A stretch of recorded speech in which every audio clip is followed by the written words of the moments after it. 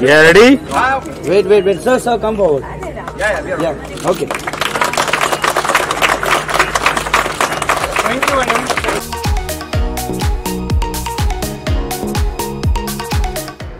I was very lucky कि मैंने ये एक्सेप्ट कर लिया कि मुझे एक इंटरवेंशन की ज़रूरत है। लोग ज़िंदगी बिता देते हैं और डिनाइल में रहते हैं और अपने आप को एडमिट ही नहीं करते हैं कि शायद हमारी डिपेंडेंस जो है हैवॉक प्ले कर रही है, ना सिर्फ हमारी खुद की ज़िंदगी में मगर अपने सराउंडिंग्स और फैमिली की ज़िंदगी में भी।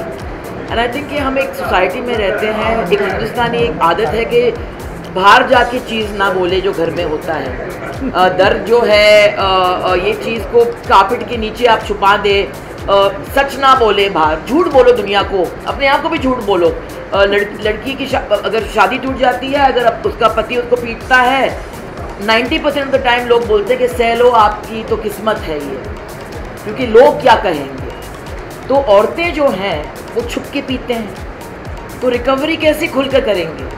तो मुझे लगा कि जब भी मैंने ये अपने आप को कह दिया पहले कि हाँ I have a problem and like I said कि हाँ मेरे घर में महेश भट्ट है जो बहुत ही सपोर्टिव है। उन्होंने खुद उस the journey of fire, the path of fire he is walked on. मगर मेरे खुद के घर में वैसे भी लोग हैं जो डिनाइल में आज भी हैं अपने खुद के एडिक्शन के बारे में। तो जैसे स्टार्ट साउंड और कट के बीच में वो शायद कि जितने भी अच्छे डायरेक्टर हों आपको खुद शॉट देनी पड़ती है ना। एडिक्शन में लोग आपको एक पाथ पर लेके जा सकते हैं, but you have to walk that path on your own. I have to endure every day alone. And covid pandemic, उसके बीच में जब भी एक वायरस को हमें एक साथ लाना चाहिए था, हिंदुस्तानी लोगों की एक खासियत है कि उसी टाइम पे एक दूसरे को मारो, पीटो, दलील करो। Mental health, depression, suicide, addiction, I think media ने बहुत ज़्यादती की है हिंदुस्तान के साथ में, हमारे नौजवान के साथ में। जब भी सुशांत सिंह राजपूत की ट्रैजिक डेथ हुई थी, मेंटल हेल्थ का जो डिस्कोर्स था, एडिक्शन का जो डिस्कोर्स था, बहुत लोगों ने उसे एक्सप्लॉइट करके they've taken the issue into the dark ages के लोग डर गए थे कि हम हेल्प कैसे मांगेंगे, हमको क्रिमिनलाइज किया जाएगा। So I think that it is places like this where you get hope and you realize कि एक तो जैसे डॉक्टर ने कहा कि एडिक्शन जो है, चाहे आप शराबी हो या you have a substance abuse problem, वो एक मॉरल फेलियर नहीं है, आप क्रिमिनल नहीं हो, वो एक बायोलॉजिकल एक इलनेस है। एंड ये शेम का जो कल्चर है ना कि आप you just shut people out, you Shem them into silence, ये शेम शब्द आप निकाल दें तो बेहतर होगा, फिर एक साथ कहीं पहुँचेंगे एज ए सोसाइटी। सो लोग मुझे बहुत, आपको क्या आता है, आप कैसे बोल सकते हैं, आप तो एक अल्कोहलिक है। तो मैं कहती हूँ recovering alcoholic and I am very proud of it. आप छुपाएं अपने दर्द को, आप दुनिया को कुछ और दिखाएं और ज़िंदगी कुछ और जिएं।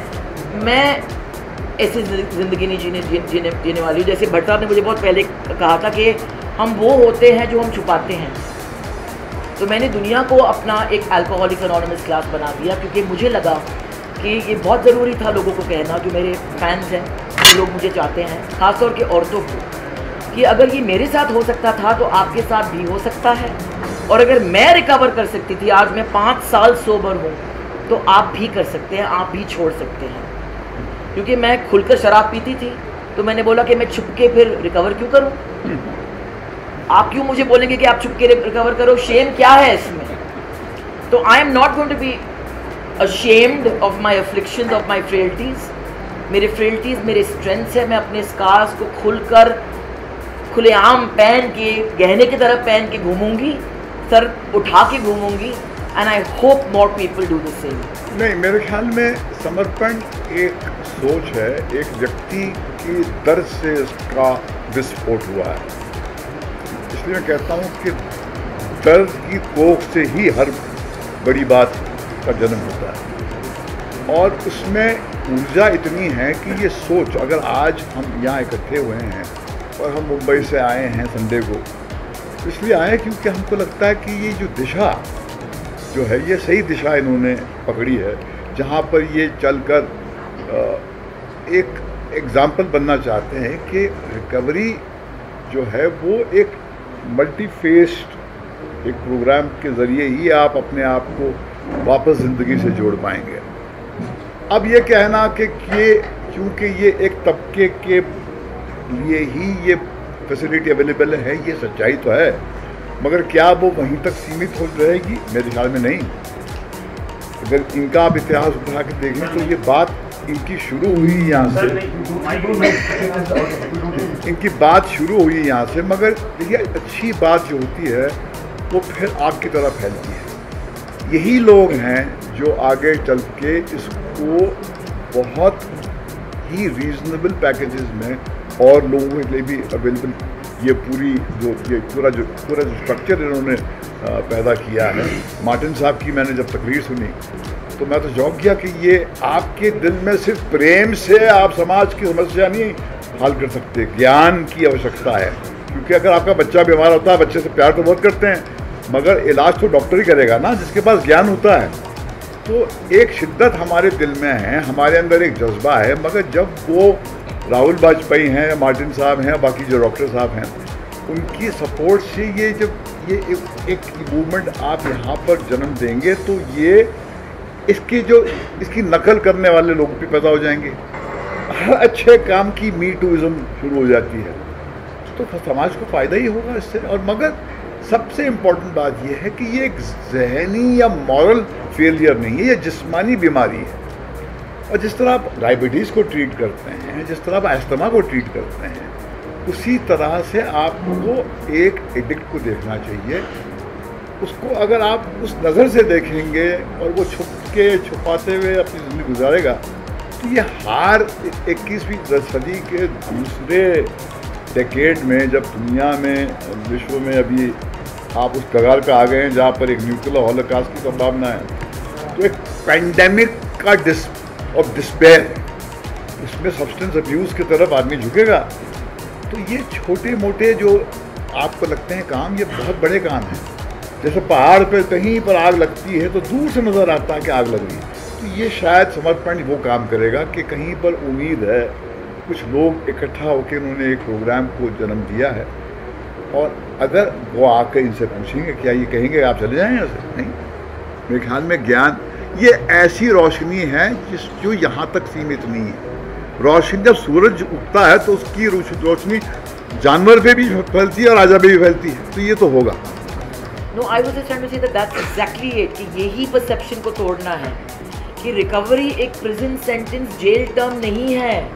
हम डी एडिक्शन फैसिलिटीज़ को डिस्कम्फर्ट, डार्क डैंक प्लेसेस जो अपीलिंग नहीं है उसके साथ जोड़ते हैं, मगर नहीं।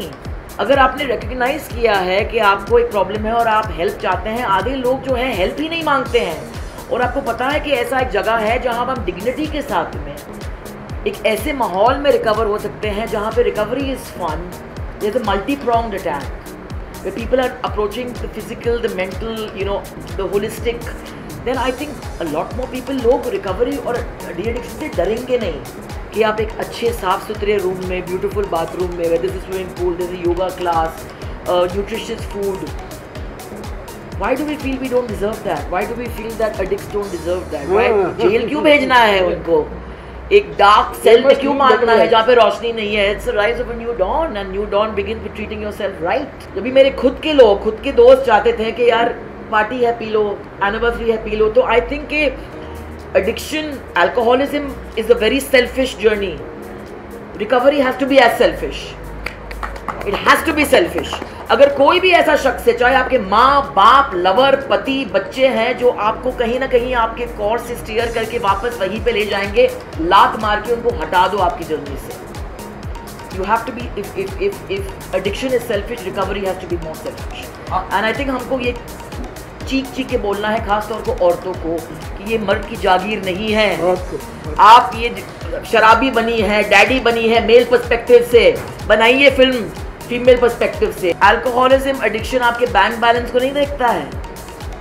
It afflicts a woman sitting in Kerala, somebody sitting in a high rise apartment, somebody who works as a maid servant somewhere. So I think eventually वो आपको उसी लेवल पे ले आता है, which is why when you go to an AA class, it's very humbling to see के अरे यार आप भी all walks of life are covered, and you realize what binds you is your wretched humanness. So I think it's important कि हम addiction को एक तो एक्सेप्ट करें। आप शराब को इक्वेशन से निकाल दें, 90% डोमेस्टिक अब्यूज़ के केसेस आपके कम हो जाएंगे। एक्सीडेंट्स होते हैं शराब के इन्फ्लुएंस के under. Alcohol is a drug, the government will not acknowledge that because it's profitable. बहुत सारे लोगों में चिप नहीं है, तो यू एक्नॉलेज दैट। मगर आधा बैटल तो वही है, पहले अपने आप को कह दो यार कि मेरा प्रॉब्लम है, फिर हेल्प मांगिए। Help is available, don't be ashamed. तो ये स्टिग्मा हटा दें, ये शेमिंग की जो आदत है हमारे हिंदुस्तानी की, जो खासियत है कि आप क्यों गए, आपने क्यों किया। यूक्रेनियन स्टूडेंट्स को भी शेम कर दो, अल्कोहलिक को भी शेम कर दो। एक औरत जो मतलब जब शादी टूटती है और वो खुद के बलबूते पे फिर से चल लेती है, उसको भी शेम कर दो। तो आप डराना बंद कर दो यार, क्योंकि हम डरने नहीं वाले। सही बात कही, नहीं तो ये बात हम टैकल करते नहीं, क्योंकि पहले तो बात माननी पड़ती है कि हाँ साहब ये बात एग्जिस्ट करती है। हाँ, अपने आप को बात मानोगे तो फिर उसको कहीं पर जरूरत करके कहानी में उतारोगे और फिर 10 लोग आके रोकेंगे, क्या घर की बात जाके बाहर कह रहे हो।